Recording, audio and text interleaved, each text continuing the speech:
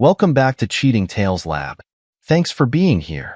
We've got another juicy story for you. So let's get started. Shane Shields navigated his sedan through the quiet suburban streets, the satisfaction of a productive conference still humming through his veins. As a dedicated high school history teacher, he relished these opportunities to enhance his craft. The digital clock on his dashboard read 4:30 p.m. He was home earlier than expected, a rare treat that usually meant surprising his kids with impromptu ice cream runs. As he pulled into the driveway of the modest two-story house he shared with his wife Natalie and their two children, Shane noticed the curtains in the living room window flutter. He smiled, imagining his kids peeking out, eager for his return. He grabbed his briefcase from the passenger seat, filled with notes and new teaching materials he couldn't wait to implement.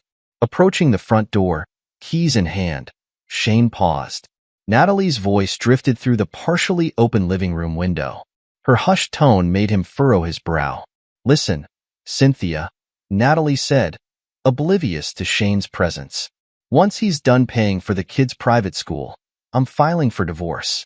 Then I'll accuse him of domestic crime and live with Ryan and the kids off his money." Shane's hand froze on the doorknob. The world seemed to tilt on its axis as his brain processed the betrayal. His jaw clenched, a muscle twitching beneath the skin.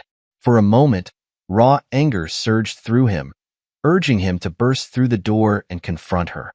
But Shane was not a man of impulsive actions. He took a deep breath, forcing his racing heart to slow. His mind, usually occupied with lesson plans and historical dates, now whirred with a different kind of strategy. Without making a sound, he retreated from the door and walked back to his car. He got in, started the engine, and drove away, heading towards the nearby Oakwood Park. The park was quiet at this hour, with only a few joggers and dog walkers dotting the landscape. Shane found an empty bench overlooking the duck pond and sat down. He stared at the placid water, his reflection fractured by the gentle ripples. His hands, usually steady whether writing on a chalkboard or grading papers, trembled slightly as he pulled out his phone. He hesitated for a moment, then opened his contact list. His thumb hovered over Natalie's name before scrolling past it. Instead, he tapped on Amelia Hawthorne, attorney at law. As the phone rang, Shane's mind whirled with plans. He would need evidence. He would need to protect his assets. Most importantly, he needed to ensure his children's future.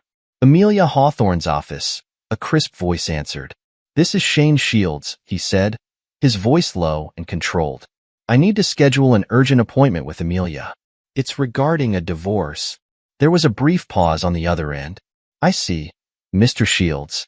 Ms. Hawthorne has an opening tomorrow at 7 a.m. Would that work for you?" Shane nodded, then remembered he was on the phone. "Yes, that's perfect. Thank you." As he ended the call, Shane noticed a young couple walking hand in hand along the pond's edge. They looked happy, carefree. He wondered if he and Natalie had ever truly been like that, or if it had all been an illusion. He stood up, straightening his shoulders. The shock was wearing off, replaced by a cold, hard determination. As he walked back to his car, Shane began to formulate his plan. He would not be a victim. He would not let Natalie destroy everything he had worked for. By the time he pulled back into his driveway, the sun was setting. He took a moment to compose himself before entering the house. The sound of cartoons greeted him as he opened the door. "Daddy," his 6-year-old daughter, Emily, came running, pigtails bouncing. He scooped her up, inhaling the scent of her strawberry shampoo. "Hey, princess," he said, his voice steady despite the turmoil inside. "How was your day?" As Emily launched into a detailed account of her kindergarten adventures, Shane's eyes met Natalie's across the room. She smiled, the picture of a loving wife. "Welcome home, honey," she said, approaching to give him a peck on the cheek. "Dinner will be ready in about an hour." Shane nodded, forcing a smile. "Sounds great. I'm just going to freshen up." As he climbed the stairs to their bedroom, Shane's mind was already racing ahead. He had a long night of planning ahead of him, but for now, he had to play the role of the unsuspecting husband. The game had begun, and Shane was determined to win. Over the next few weeks, Shane maintained a facade of normalcy that would have made any actor proud. He smiled at breakfast, asked about Natalie's day, and continued his routine of bedtime stories with the kids. But beneath this veneer of domestic tranquility, Shane was a man on a mission. Late one night, after Natalie had gone to bed, Shane carefully installed hidden cameras in strategic locations around the house. His hands were steady now, his movements precise. He positioned one in the living room, angled to capture the couch and the front door, another one in the kitchen, and a third in the home office. As he worked, Shane's mind drifted back to his first meeting with Amelia Hawthorne. The ruthless divorce attorney had listened intently as Shane laid out what he knew. Smart move, not confronting her immediately. Amelia had nodded approvingly. We'll need irrefutable evidence. Keep recording conversations, document everything. And Shane, she leaned forward, her eyes hard, don't let her suspect anything. The element of surprise will be crucial. Shane had nodded, his expression grim. I understand. I've already started gathering financial records. I'll get you everything you need. Now, as he carefully concealed the last camera, Shane felt a satisfaction. He was no longer the naive, trusting husband Natalie thought she could manipulate. The next morning, over breakfast, Natalie chatted animatedly about her plans for the day. I've got a big meeting with a potential client, she said, buttering her toast. It might run late, so don't wait up for me. Shane nodded, sipping his coffee. Good luck with the meeting. I hope it goes well. As Natalie left, kissing him goodbye with practiced affection, Shane wondered how many of her late meetings had actually been rendezvous with Ryan. That afternoon, while Shane was ostensibly at work, he sat in his car a block away from their house.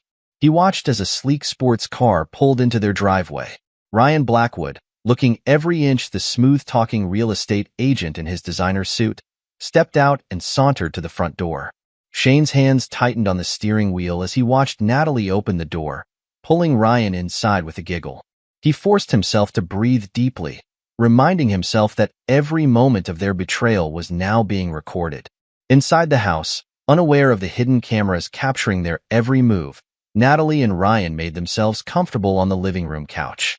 Ryan poured 2 glasses of wine, Shane's wine, a gift from a grateful parent.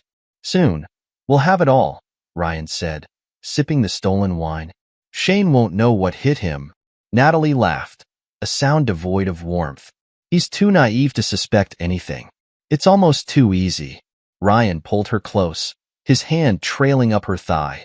And once we've bled him dry, we'll start our new life together. Just think, Nat.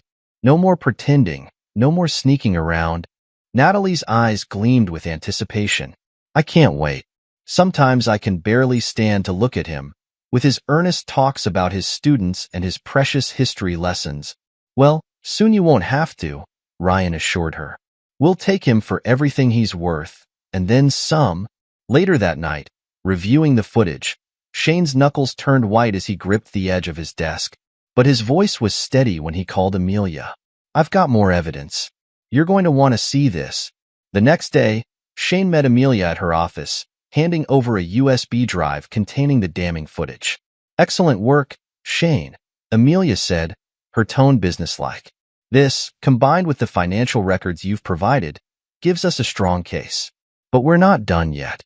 Keep gathering evidence. The more we have, the stronger our position when we make our move. Shane nodded. I understand. I'll keep you updated.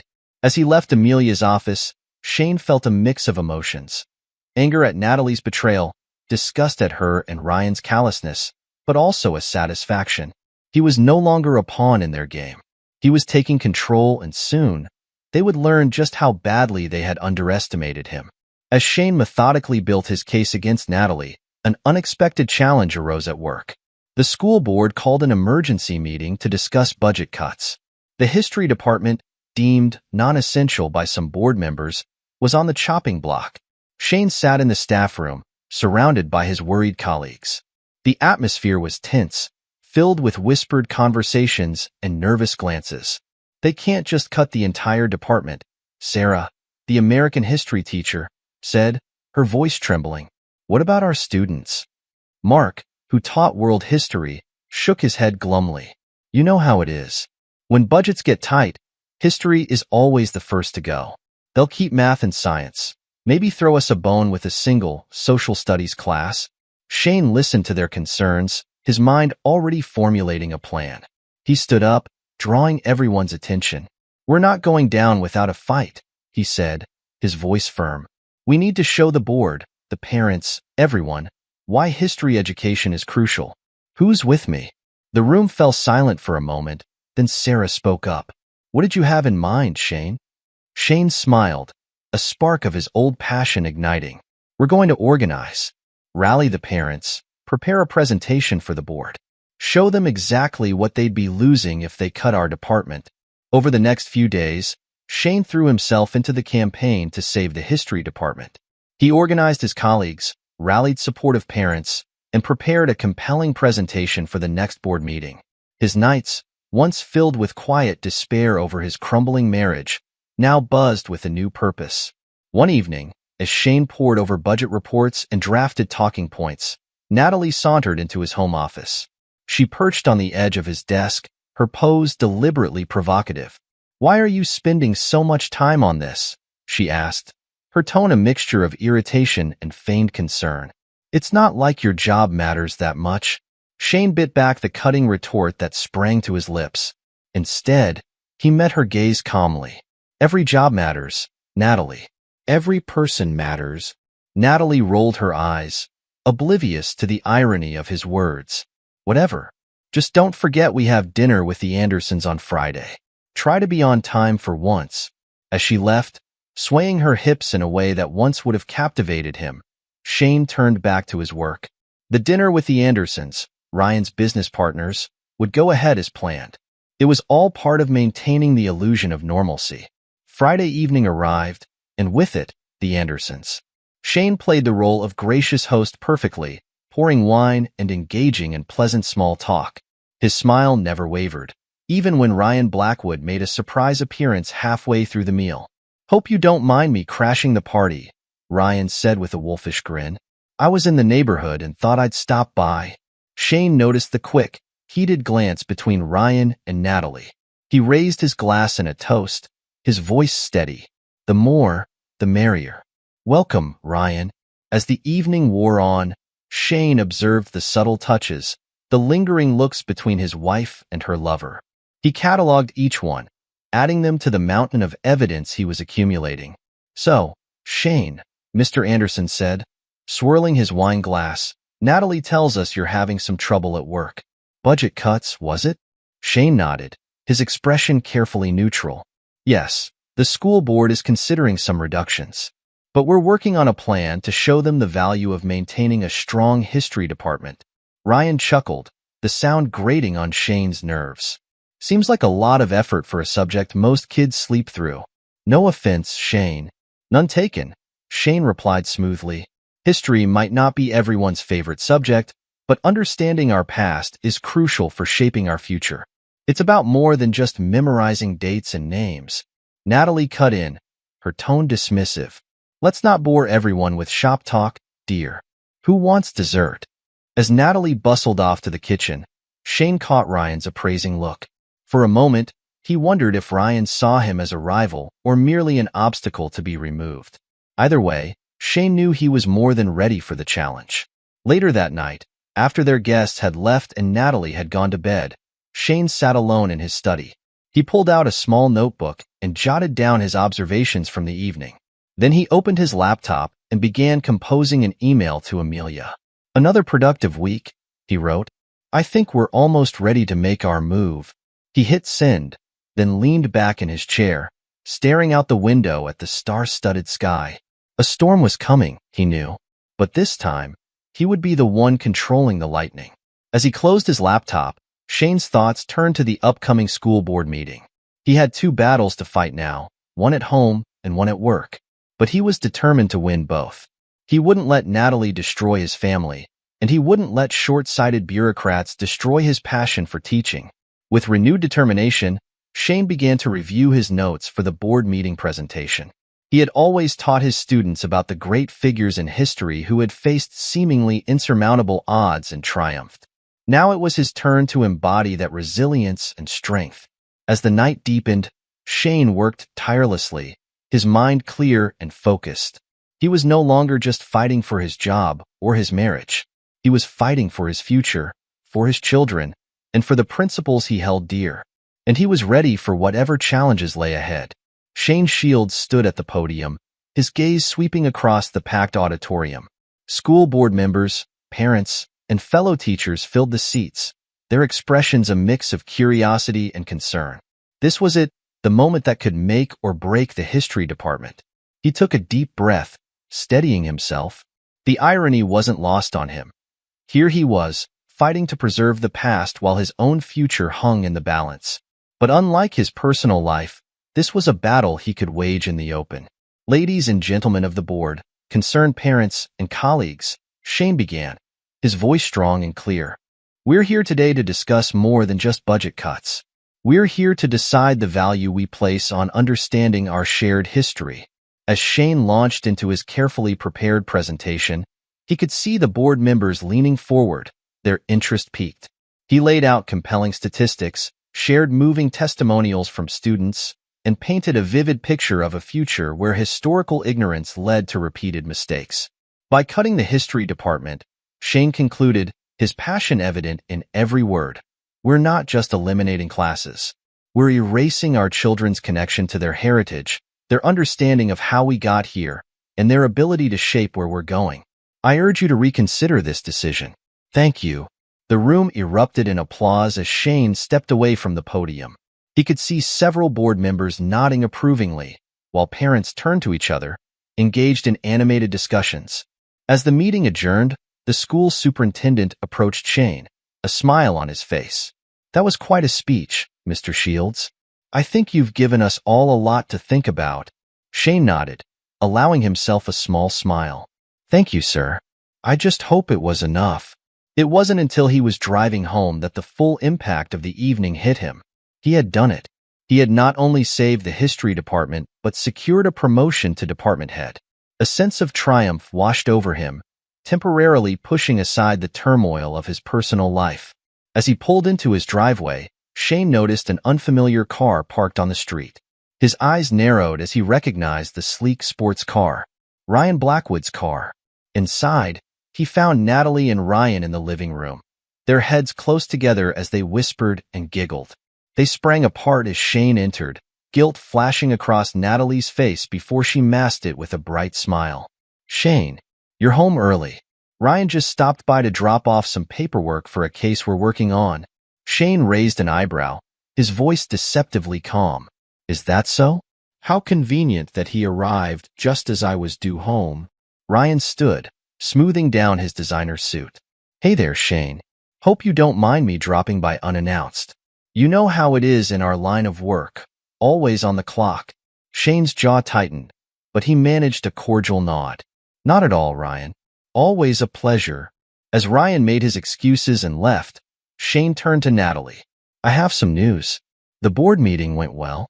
They're not only keeping the history department, but they've promoted me to department head. Natalie's eyes widened in genuine surprise. Oh, well, that's unexpected. Congratulations, I suppose. Shane watched her carefully, noting the lack of enthusiasm in her voice. Thanks. I thought we could celebrate. Maybe open that bottle of champagne we've been saving? Natalie's smile faltered for a moment before she recovered. Of course, darling. Let me just freshen up first. As she disappeared upstairs, Shane allowed himself a smile. He had seen the panic in her eyes, the quick glance towards her phone. No doubt she was already texting Ryan, rearranging whatever plans they had made for the evening. Shane moved to the kitchen, pulling out the champagne and 2 flutes. As he popped the cork, he couldn't help but wonder how many more of these false celebrations he would have to endure before he could finally reveal the truth. The next morning, Shane rose early, his mind already racing with the day's tasks. He had a meeting with Amelia scheduled for lunch, and he knew today would be crucial in setting their plans in motion. As he made coffee, Natalie shuffled into the kitchen, looking worse for wear. God, my head is pounding. I think that champagne went straight to my head last night. Shane handed her a mug, his voice solicitous. Here, this should help. You seemed pretty out of it last night. I was worried you might be coming down with something. Natalie avoided his gaze, mumbling her thanks as she sipped the coffee. Shane watched her, noting the faint smudge of lipstick at the corner of her mouth, a shade he knew she didn't own. "I've got a busy day ahead," Shane said casually. "Meetings all afternoon. Don't wait up for dinner." Natalie nodded, relief evident in her posture. "That's fine. I've got a late meeting myself. I'll probably grab something with the team." As Shane left for work, he allowed himself a small, bitter smile.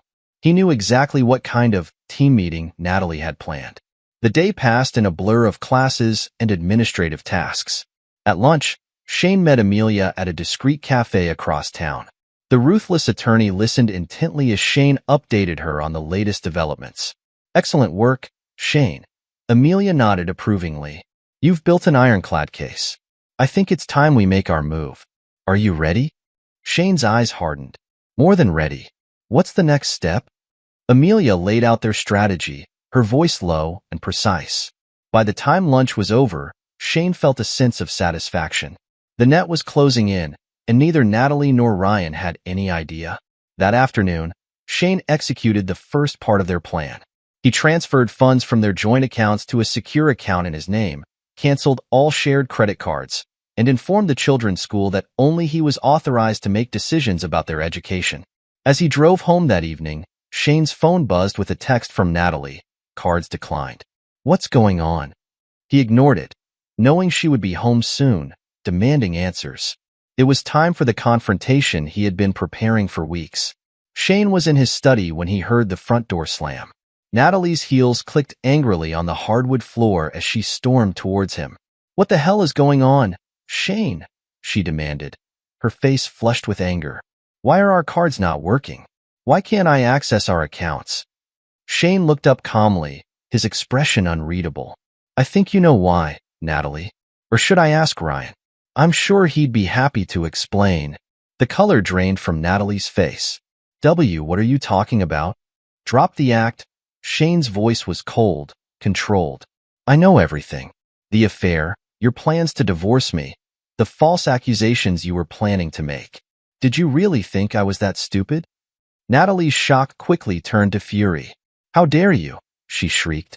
"You had no right to spy on me." "No right?" Shane stood, his anger finally showing.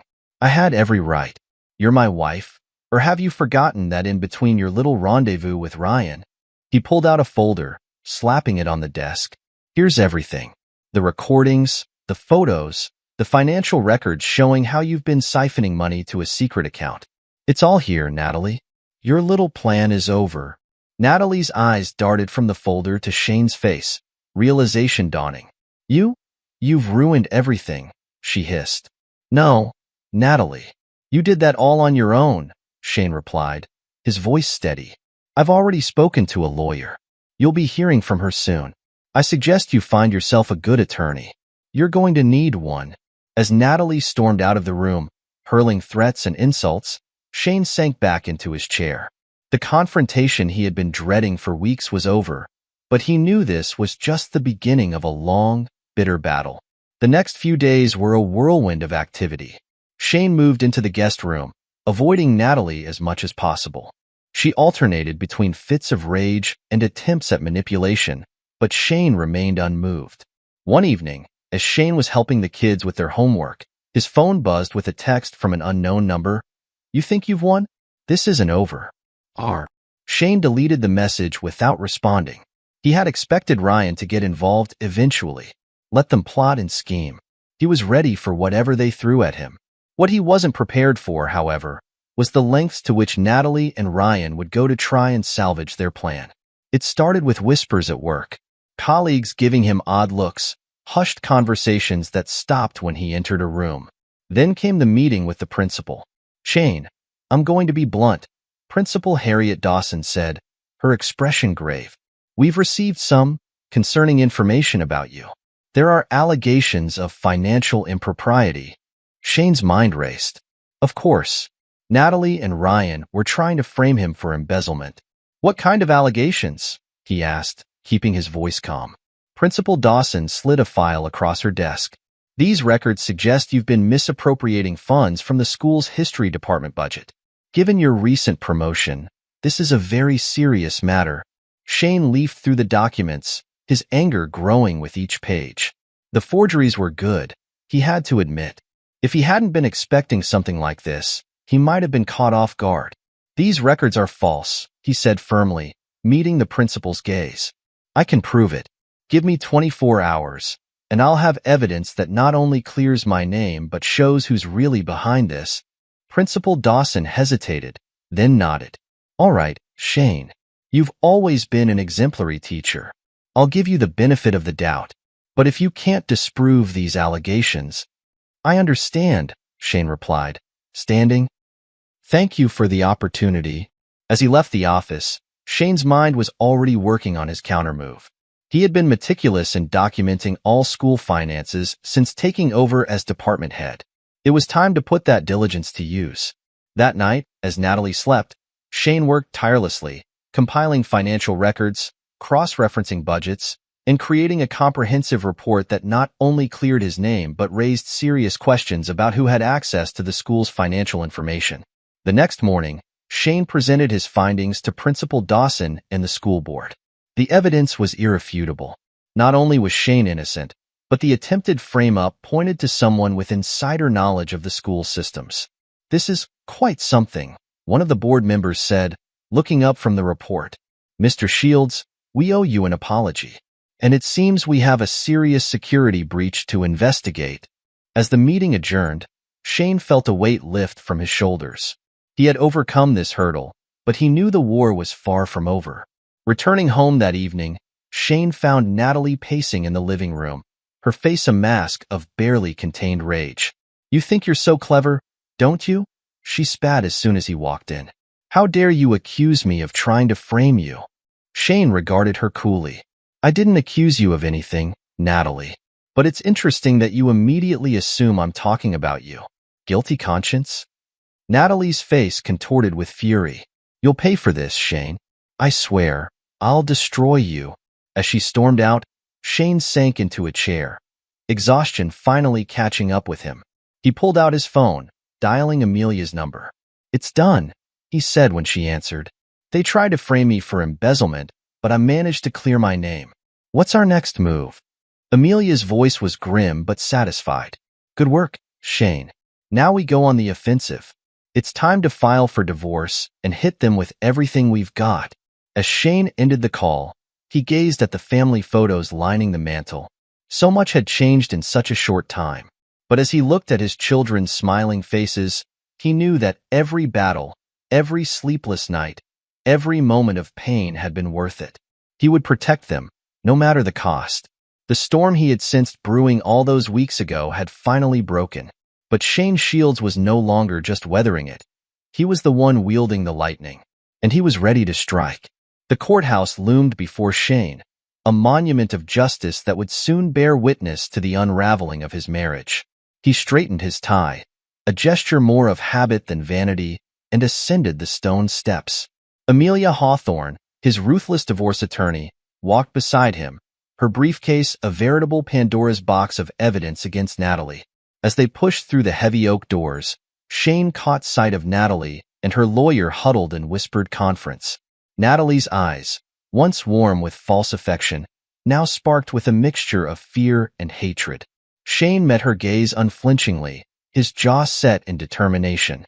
Remember, Amelia murmured. Let me do the talking. You've done your part. Now it's time to let the evidence speak for itself. Shane nodded, taking his seat at the plaintiff's table. The judge, a stern-faced woman with salt and pepper hair, called the court to order. In the matter of Shields versus Shields, she intoned, we will now hear opening statements. Amelia rose, her posture radiating confidence. Your Honor, what we have before us today is not merely a case of marital discord or irreconcilable differences.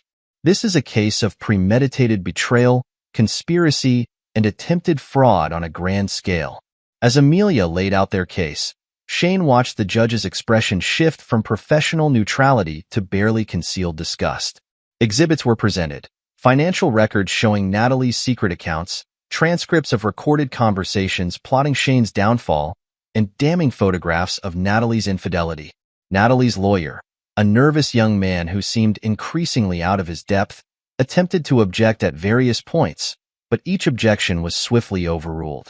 Shane could see the panic growing in Natalie's eyes as the mountain of evidence against her grew. When it came time for the defense to present their case, Natalie's lawyer fumbled through a weak argument about misunderstandings and marital stress. It was clear he knew they were fighting a losing battle. Then, in a move of desperate audacity, Natalie herself requested to address the court. The judge, eyebrow raised, allowed it. Natalie approached the stand, her face a mask of practiced vulnerability. "Your Honor," she began, her voice trembling with well-rehearsed emotion. "I know I've made mistakes, but I'm the victim here. Shane, he's not the man you see before you today. Behind closed doors, he's controlling, manipulative. He's abused me for years, emotionally and physically." A ripple of murmurs spread through the courtroom.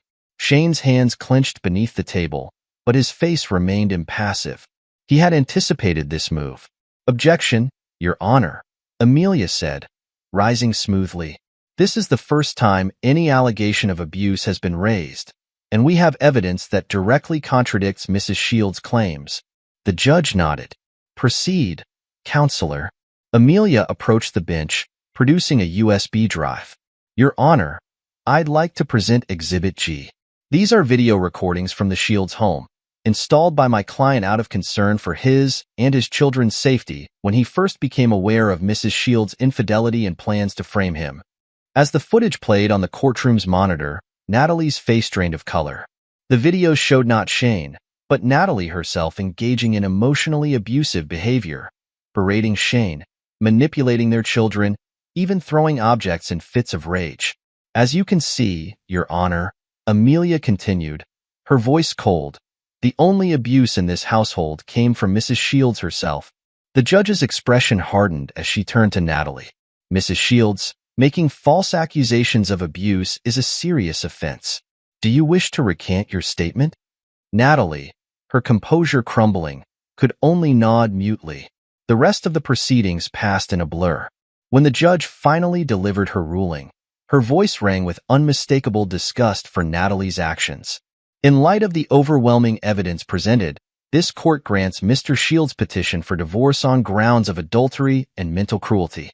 Furthermore, Mr. Shields is granted full custody of the children, with Mrs. Shields to pay alimony and child support."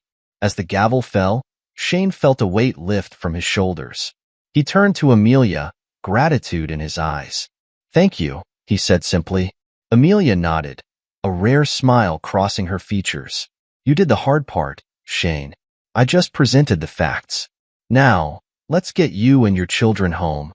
As they left the courtroom, Shane caught sight of Natalie, slumped in her chair, her face buried in her hands. For a moment, he felt a twinge of, not regret, but perhaps pity. Then he remembered the coldness in her eyes as she had plotted to destroy him, and the feeling passed. Shane stepped out into the sunlight, ready to begin the next chapter of his life. The weeks following the divorce were a whirlwind of change. Shane found himself navigating a new reality, one where he was both mother and father to his children, where whispers followed him in the grocery store, and where his phone buzzed constantly with messages of support, and the occasional vitriolic text from Natalie. One sunny Saturday morning, as Shane was helping his daughter Emily with her science project, the doorbell rang.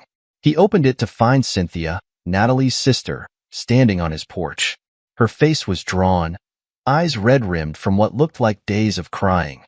"Shane," she said, her voice barely above a whisper. I didn't know where else to go. Can we talk?" Shane hesitated for a moment, then nodded, stepping aside to let her in. They sat at the kitchen table, the half-finished science project a colorful barrier between them. "I'm so sorry," Cynthia blurted out, fresh tears spilling down her cheeks. "I had no idea. Natalie told me you were the one. God, I feel so stupid." Shane pushed a box of tissues towards her. "You weren't the only one she fooled, Cynthia." Cynthia dabbed at her eyes. "When I heard that phone call, I thought she was confiding in me about your supposed abuse. I never imagined she was the one plotting and cheating. Shane, if I had known, you would have told me?" Shane finished for her, his tone not unkind but skeptical. Cynthia's shoulders slumped. I don't know. I'd like to think I would have, but she's my sister. Was my sister, she corrected herself. After what she's done, I can't. I just can't. Shane nodded, understanding all too well the pain of severing ties with someone you thought you knew. What will you do now? He asked. I'm not sure, Cynthia admitted. But I couldn't go on without apologizing to you, without you knowing that I never meant to be part of her scheme.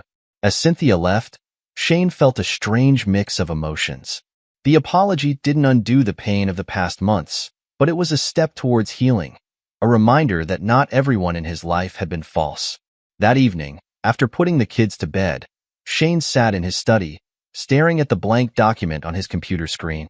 The cursor blinked steadily, an electronic heartbeat waiting for words. Almost without conscious thought, Shane began to type.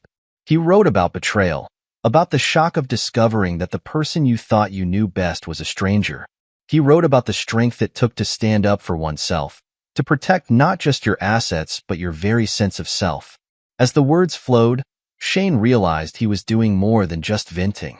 He was creating a roadmap, a guide for others who might find themselves in similar situations. By the time he finally looked up, the first rays of dawn were peeking through his window. The next day, Shane reached out to a few of his colleagues who had gone through divorces. They met for coffee, sharing stories and advice. As they talked, an idea began to form in Shane's mind. What if, he said slowly, we started a support group for men who've been through what we have? False accusations, gaslighting, the works. The others nodded enthusiastically, and within weeks, the group was a reality. They met in the community center, a growing circle of men finding strength in shared experiences and mutual support. It was after one of these meetings that Shane received an unexpected call. Natalie's name flashed on his phone screen, sending a jolt of adrenaline through him. Against his better judgment, he answered. Shane. Natalie's voice was small, almost unrecognizable. I need to talk to you. Please. Shane's grip tightened on the phone. I think we've said all we need to say to each other, Natalie. Please, she begged. I've lost everything. My job, my friends. Even Cynthia won't talk to me. I know I made mistakes, but mistakes? Shane cut her off, his voice cold. You didn't make mistakes, Natalie. You made choices. Deliberate, calculated choices to destroy me and take everything I cared about. And now you're facing the consequences of those choices. But I've changed, Natalie pleaded. I've realized how wrong I was. If you could just give me another chance. No, Shane said firmly. You made your choice, Natalie. Now live with it. As he ended the call, Shane felt a sense of finality. The last tie to his old life had been severed, and he was ready to fully embrace the new. Months passed, and life settled into a new rhythm. Shane found himself thriving in his role as department head, his innovative teaching methods drawing attention from educators across the state. But it was in his role as a single father that he found the most fulfillment. One crisp autumn morning, Shane stood before his class, the familiar excitement of sharing knowledge buzzing through him. But today's lesson was different.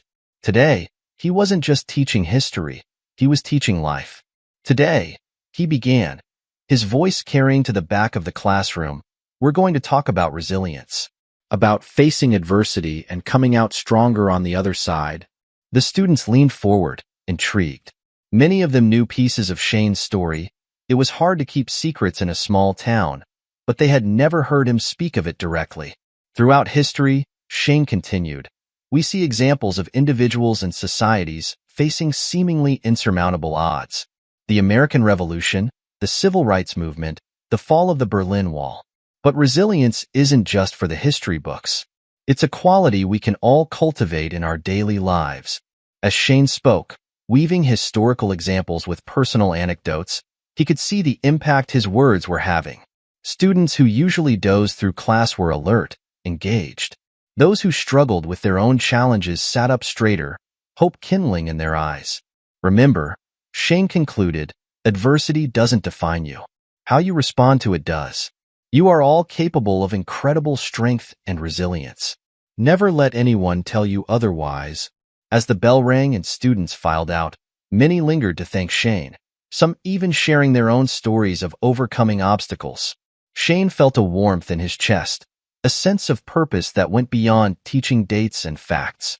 Later that afternoon, as Shane was packing up to leave, there was a knock at his classroom door. He looked up to see a woman in a smart business suit, a leather portfolio tucked under her arm. "Mr. Shields," she said, extending her hand. "I'm Sarah Blackwood from Pinnacle Publishing. Do you have a moment to talk?" Intrigued, Shane invited her in. Sarah took a seat, her posture radiating enthusiasm. "I'll get straight to the point, Mr. Shields," she said. "Word of your story has been spreading, and not just in this town. Your resilience, your fight for justice, your work with the support group, it's inspiring. We believe your experience could help so many people if it were shared more widely."